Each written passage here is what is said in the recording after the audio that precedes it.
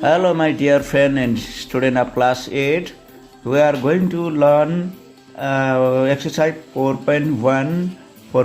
Question number 1 is already done for you, and question number 2 we shall discuss question number 2. And welcome to the YouTube channel Aser tutorial. And please subscribe this channel if you are here for the first time, and especially congratulations to you.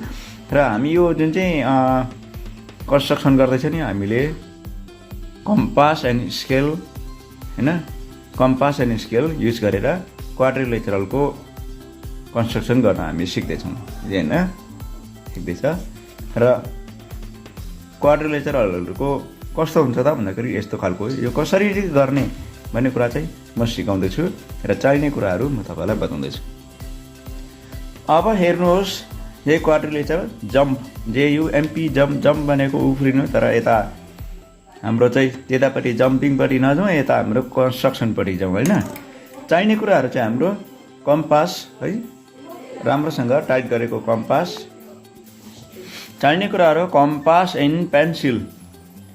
यो मरालाई त sketch pain देखाएर चाहिँ pencil भन्दैछ भन्नुहुन्छ ल, यो अलि चकिलो देखोस् भनेर हो मैले स्केच पेन चलाउँछु। तपाईको आफ्नो खातामा कन्स्ट्रक्सन गर्दाखेरि चाहिँ पेन्सिल युज गर्नु पर्यो, पेन्सिललाई मज्जाले तिखारेको तिखो हुनु पर्यो, पोइन्टेड हुनु पर्यो।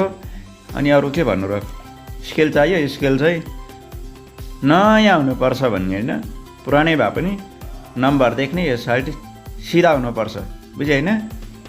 अब सुरु गरौँ। सबभन्दा पहिलो स्टेप नम्बर, अब यहाँ एउटा रफ खालको हामीले क्वाड्रिलेटरल बनाउने। क्वाड्रिलेटरल भनेको त बुझ्छ, 4 साइडेड फिगर हैन। अनि त्यहाँदेखि नाम राख्न बिर्सिनु भएन, जम्प लेखेको छ नि JUMP जम्प, रेला गरेको यो जम्प भनेको चाहिँ उफ्रिने, यो कसरी उफ्रिँदो रहेछ हेरौँ है त ल। अनि नि जम्प त छ, JU भनेको चाहिँ यो लाइनको लाई भनिन्छ JU भनेपछि चाहिँ यो बुझ्नु पर्यो, दिएको रहेछ 3.5 यहाँ रहेछ। त्यहाँबाट अर्को रहेछ UM4 कहाँ चाहिँ यहाँ छ है 4 सेन्टिमिटर। त्यो रफ स्केच, त्यसको बादमा चाहिँ फेयर स्पेस आउँछ, स्केच आउँछ, कन्स्ट्रक्सन आउँछ। MP 5 centimetre. त्यहाँबाट रहेछ PJ रहेछ तपाईको 4.5 सेन्टिमिटर।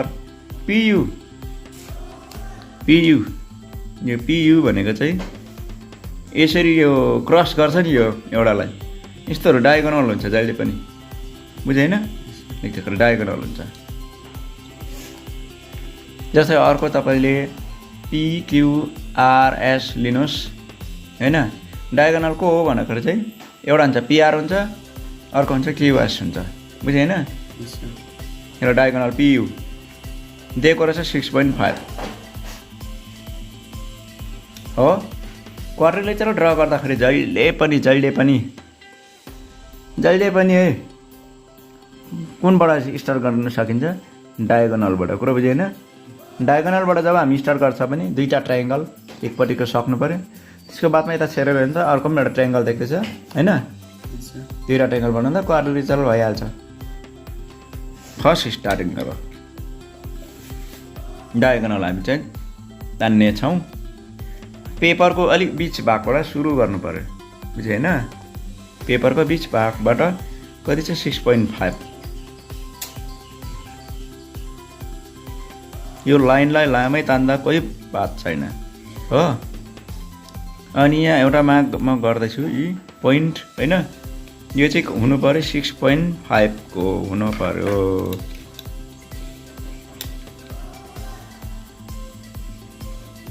स्केच पेनले गरेको हो कि अलिकति बेसी कम्ती हुन सक्छ। 6.5 यो हो 6.5 हो नि है, गर्दा लेख्नु पर्यो यसलाई। यसको नाम PU। यहाँबाट चाहिँ हामी यहाँ गर्छ है P, अर्को चाहिँ U। यसो त कसलाई गर्नु आउँदैन र मलाई पनि आउँछ भन्नुहुन्छ, यसलाई त्यस्तै हो, सजिलो छ नि त यो हैन। PU अनि कति सेन्टिमिटर 6.5 सेन्टिमिटर, ठीक छ। अब गर्ने के भन्दाखेरि चाहिँ यो पी त भयो। अब हामीले जे यो लाइन तान्नु पर्यो, यो लाइन तान्नु पर्यो। त्यसको लागि चाहिँ मधुरो हुँदैछ 4.5 यो हुनु पर्यो हैन। पहिला 4.5 को अथवा यो गर्दा पनि भयो। यसको लागि एउटा सहायताको लागि एउटा लाइन लिन सकिन्छ। म डट पेनले कोर्दैछु यो है। ल कति छ 4.5 है। 4.5 यहाँ एउटा पोइन्ट लगाइदिउँ। टक्कै मिलाउनु पर्यो, मिल्यो हैन। 1 2 3 4.5 भनेको चाहिँ यहाँ हुन्छ। अब के हुन्छ यो किन गरेको भन्दाखेरि चाहिँ कम्पासको सहायता लिन्छु। कम्पासलाई मिलाउनु पर्यो यहाँनिर। यहाँ राख्दैछु मैले कम्पास। तपाईँको हात छ होला नि हैन, काम्दैन होला नि हात। ल टक्कै मिलाउनु पर्यो हो। भिडियोमा त मिल्यो, अब तपाईँको आफ्नो हातमा पनि मिल्नु पर्यो हो। 4.5 यो 4.5 चाहिँ केमा छ, पीमा छ नि हैन। पीदेखि स्टार्ट छ नि हैन। त्यसले गर्दा हामी यहाँ पीमै राख्नु पर्यो। पी छ पी राखेँ हैन, राखेँ स्ट्याक गयो। कसले राख्यो, मैले राखेँ हैन।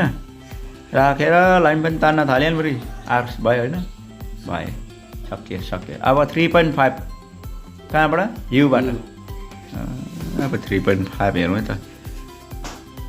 3.5 1 2 3 देख्नु हुँदैछ क्या। चस्मा लगाएर गर्नुपर्छ। 1 2 3.5 पनि भनेको छ यहाँ होला हैन हो। अब यसो गर्दा यसलाई यहाँ मिलाउनु पर्यो। कम्पास त मिलाउनु पर्ने रहेछ भने याद त भयो नि त हैन। ठ्याक्कै मिल्यो कम्पास यसरी मिलाउनु पर्यो है। मिल्यो हैन। हतार नगर्नु नि फेरि हो। हतार गऱ्यो भने चाहिँ गयो। यहाँबाट हाँस उठ्दो कुरा के हुँदैछ भने अब यो दुईटालाई त क्रस इन्टरसेक्ट हुनै पर्ने, तर भएन हैन। यताको कति थियो पीसँगमा 4.5 थियो। यो 4.5 को चाहिँ हाम्रो कम्पास यहाँ थियो नि अघि। यसमै मिलाउनु पर्यो कि हो। त्यो गर्दाखेरि यहाँ पीमा राख्दा यो अघि तानेको चाहिँ छोटो भएको फेरि त्यही भेट्छ कि। यस्तो ल्याएर जोडाउन सकिन्छ। जोडियो नि त हो। जोडाउनै पर्छ। यो इन्टरसेक्ट हुनु पर्यो नि यो पोइन्ट। ल अब त्यो पोइन्टको नाम भन्नुहोस् न। जे भयो कि भएन भन्नुहोस् त। स्केच पेन लगाएर लेखिदिनु त जे। त्यहाँबाट जोडाउनु पर्यो हो कि। यहाँ पोइन्ट यहाँ छ। धेरैले गल्ती गर्छ कि पोइन्ट यहाँ भने यहाँ राख्छ स्केल। रङ भइगयो नि हो। यसको पोइन्ट यहाँ छ, यहीँ राख्नु पर्यो स्केच पेन हो। यसको पोइन्ट यहाँ छ, यहीँ राख्नु पर्यो। ठिक छ। अब त्यहाँबाट ठ्याक्कै तान्नुहोस् हो। यो चाहिँ कति भनेको चाहिँ 4.5 हैन। 4.5 यतापट्टि कति छ 3.5। यो पनि टक्कै जोडाइदिउँ। जोडियो 3.5 हैन। 3.5 एकपट्टिको ट्रायङ्गल सक्यो। अब अर्कोपट्टिको ट्रायङ्गल बाबु हो। कतिको छ, एउटा 5 सेन्टिमिटरको एउटा 4 सेन्टिमिटरको छ हो। भोक लागेको छैन होला नि हैन। यो अलिक अर्को चकिलो गरौँ ल। यो एउटा यहाँबाट गरौँ नि। कति अरे 5 सेन्टिमिटर हो। पीबाट एम जाने नि त हैन। 5 सेन्टिमिटर 1 2 3 4 5 5 यहाँ छ 5 हो। यो है हाम्रो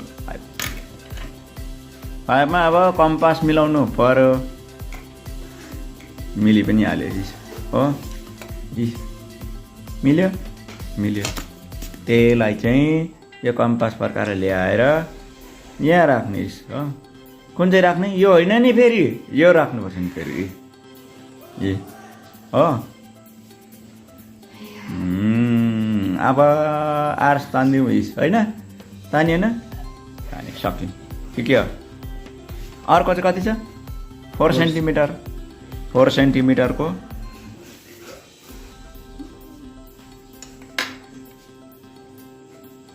4 को पर्यो 1 देखि लिएर 4 इस यहाँ छ।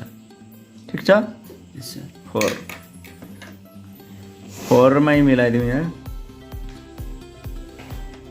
यी 4 मा ठ्याक्कै मिल्यो हो त्यहाँबाट यो टक्कै युमा राख्यो हो ख्वारै कोरे इन्टरसेक्ट भयो भयो यो रेल गर्छ भन्ने ल हेर्नु ल यहाँ तान्यो अर्को पनि तान्यो भइहाल्यो यो हो भइहाल्यो यो कति सेन्टिमिटर थियो बाबु 5 सेन्टिमिटर यता कति छ 4 ल सर आजको हामीलाई दिएको कन्स्ट्रक्सन जम्प JUM लेखेकै छैन अरे अरे अरे अरे JUMP भयो कन्स्ट्रक्सन हो कन्स्ट्रक्सन भयो बाबु अब यसरी नै हो यसको स्टेपहरू हामी लेख्नु सक्छ हैन स्टेपहरू त लेख्नु पर्यो म स्टेप लेखिदिन्छु ल पहिला स्टेप्स अफ कन्स्ट्रक्सन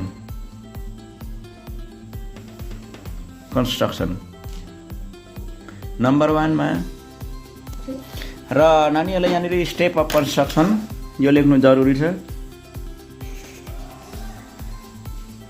हामीले जति पनि यहाँनिर अहिले मेथडहरु चलायो 11 मिनेटमा सकिहाल्यो हैन draw rough sketch draw diagonal PU 6.5 drop rough sketch means हामीले यहाँ एउटा बनाए हैन बनाए जे गरे त्यतै लेख्नु पर्यो डायगोनल PU 6.5 सेन्टिमिटर हैन 6.5 सेन्टिमिटर को डायगोनल तान्यो त्यहाँदेखि अर्को छ नम्बर 3 मा draw an arc of the 4.5 centimetre from point P बाट हामीले एउटा आर्च तान्यो यो हैन त्यहाँबाट फेरि U बाट पनि एउटा आर्च तान्यो यो त्यहाँदेखि यहाँनिर इन्टरसेक्ट भयो त्यही भनेर लेखे सबै कुरा बुझ्यो हैन फेरि यो P बाट 5 सेन्टिमिटर को आर्च तान्यो फेरि U बाट पनि 4 सेन्टिमिटर को आर्च तान्यो अनि इन्टरसेक्ट भयो यहाँनिर जोइन भनेको चाहिँ यसरी टक्कै स्केल राखेर जोइन गर्नु पर्यो बुझ्यो हैन जोइन अनि त्यहाँदेखि चाहिँ एकपट्टि अर्को ट्रायंगल हुन्छ दुईटा ट्रायंगल जोडिएर एउटा क्वाड्रिलेटरल बनिन्छ बस